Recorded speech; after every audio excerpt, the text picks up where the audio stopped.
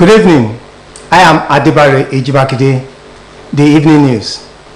The federal government has urged Nigerians in the crisis-torn country to stay where they are before the evacuation begins.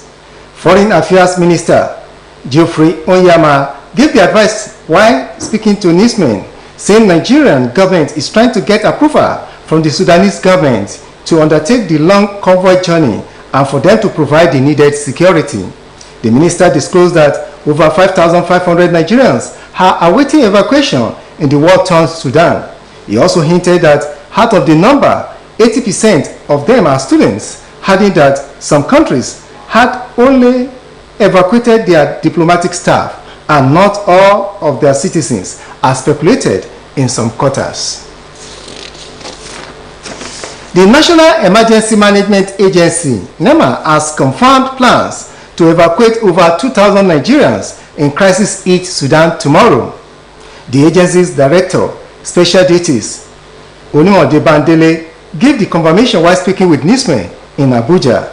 According to him, he has found out from Ambassador Olaniyan in Khartoum that there are plans to get buses to start moving the stranded Nigerians out of Sudan by tomorrow morning. He hinted that the Director General, National Emergency Management Agency, Mustafa Habib, is already in Cairo to expedite actions on the rescue mission. According to him, the movement is to be perfected between the Nigerian embassy in Khartoum and the NEMA Director General.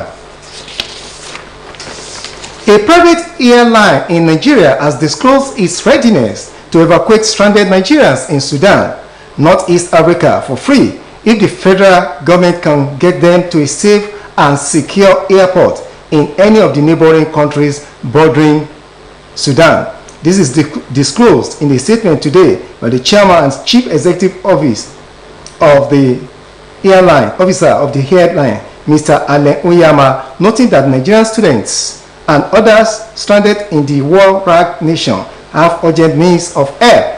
Mr. Onyema said he is compelled to assist because Nigeria cannot afford to lose her citizens in that country, adding that it will be his own commitment to making sure that the stranded Nigerians in the war-torn country are safe.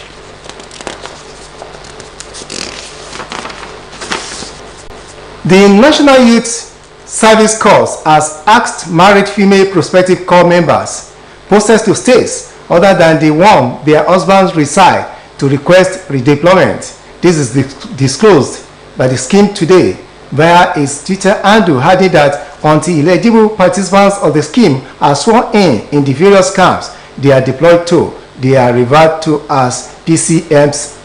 The scheme also stated that once sworn in, they become corps members and they spend a total of 21 days on camp starting from the day of the deployment. It added that the concerned corps members are to report during the period of registration at the orientation camps with copies of their marital and other relevant documents as evidence.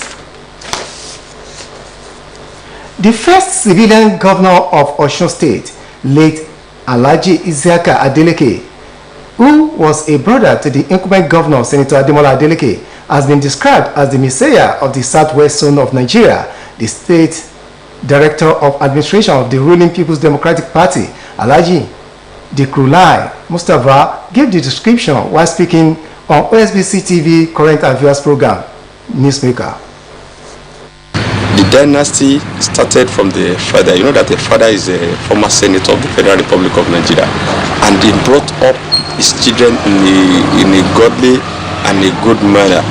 So as a senator, the father, he produced the first executive governor of Osun State in person of Alhaji Isiaka Adeleke of blessed memory.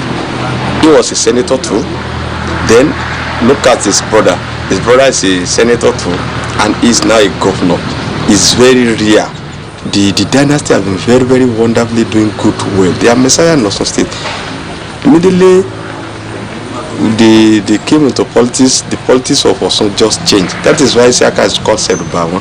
In 1991, anybody that's familiar with the campaign of Isiaka Adeleke by then and in SDP, we know that Isiaka Adeleke, well, you know, his mode of cap is very unique. You can see him Anywhere it's going, people just feel at home. It's a real gem. Speaking on the plight of stranded Nigerians in Sudan amidst violence, he urged the government to make the nation comfortable in order to discourage mass exodus of the citizens to foreign lands in search of greener pastures. Everything in good governance in place in Nigeria. When we have a good Nigeria, how can we just be traveling to a where there is war? But because of our government that is not doing good, people will just say, let me look for greener pasture. Let me go for school there. Our government has not been proactive enough. And now to sports story. 5-time world champions Nigerians have arrived in the Algeria city of Constantine for their final preparations for this year's Africa Under-17 Cup of Nations, following complications that arose in the process of securing entry visa into Germany for a planned final training camp in that country. The Nigerian Football Federation opted to send the squad earlier to Algeria for the final bid-up, and Constantine, the renowned city where the Eagles will play Morocco, Zambia and South Africa in Group B, is the choice.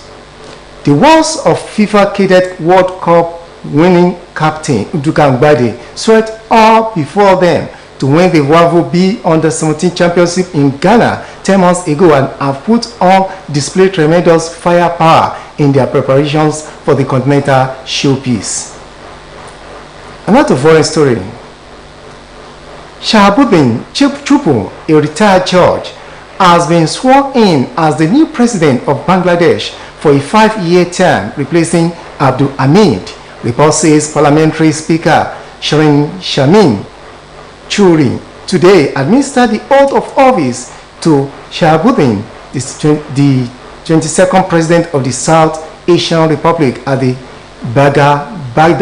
Bagabadan Presidential Palace in Dhaka. President Chupu, the nominee of the ruling Awami League Party, was elected unopposed on February 13, as no other candidate submitted papers to contest the race. With 302 members, the Al-Party has the majority in the 350-seat national parliament, and no other party had the numbers to nominate a presidential candidate. After taking the oath, the new president was congratulated by the outgoing president, Hamid, the only person in Bangladesh to hold the presidential post for 10 years in 2 consecutive terms. According to the country's constitution, the presidential election must be held 60 to 90 days before the expiry of each 5 years. That was the evening news. Join us at 7 for the major reports. Good evening.